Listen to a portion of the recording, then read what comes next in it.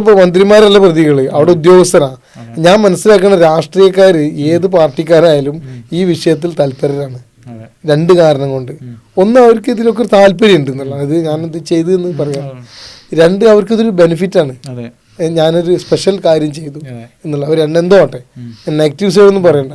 അതിന് positive side എന്താണ്, എന്തെങ്കിലും പറഞ്ഞു കഴിഞ്ഞാൽ അതവർ കൊണ്ടുവരാൻ ശ്രമിക്കും. അത് പറയേണ്ടവൻ പറയില്ല. പിന്നെ ഇതിന്റെ ഒക്കെ രത്ന ചുരുക്കം എന്താണെന്നറിയോ, ഒരുപാട് പദ്ധതികളും കാര്യങ്ങളും വന്നിട്ടുണ്ട്. പക്ഷെ the law without tooth and nails എന്നാണ്, ഒരു പിന്നെ പല്ലും നഖവും ഇല്ലാത്ത നിർദ്ദേശങ്ങളാണ്. ആ നിയമങ്ങൾ പാലിച്ചില്ലെങ്കിൽ ഒരു പ്രശ്നമില്ലേ. ഇപ്പൊ ഉദാഹരണമായിട്ട് നിങ്ങൾ സ്കൂളിൽ ഒരു റാമ്പ് ഉണ്ടാക്കണം, നിങ്ങള് തീരുമാനിക്കാണ് അതിന് റാമ്പ് ഉണ്ടാക്കണോ, ഉണ്ടാക്കില്ലെങ്കിൽ ഇപ്പൊ എന്താ പ്രശ്നം? ഇപ്പൊ ഉണ്ടാക്കി കഴിഞ്ഞു, കുത്തനെ റാമ്പാണ് അത് കംപ്ലൈന്റ് എടുത്തിട്ട് കാര്യമില്ല.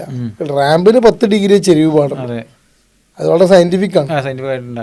99% റാമ്പുകളും അൺസയന്റിഫിക് ഒരുവിധ സ്ഥലങ്ങളിൽ.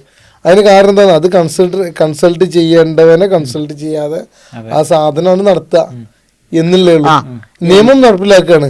എന്തായാലും സർക്കാർ ഉപകാരപ്പെടുന്നുണ്ടോ അല്ലെങ്കിൽ താഴെ തട്ടിലേക്ക് എത്തുന്നുണ്ടോ നോക്കണ്ട.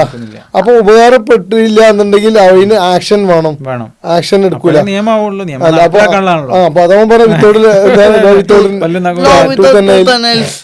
അതാണ് ഇപ്പൊ ഈ എക്സാമിന്റെ പ്രശ്നത്തിൽ വന്നത്.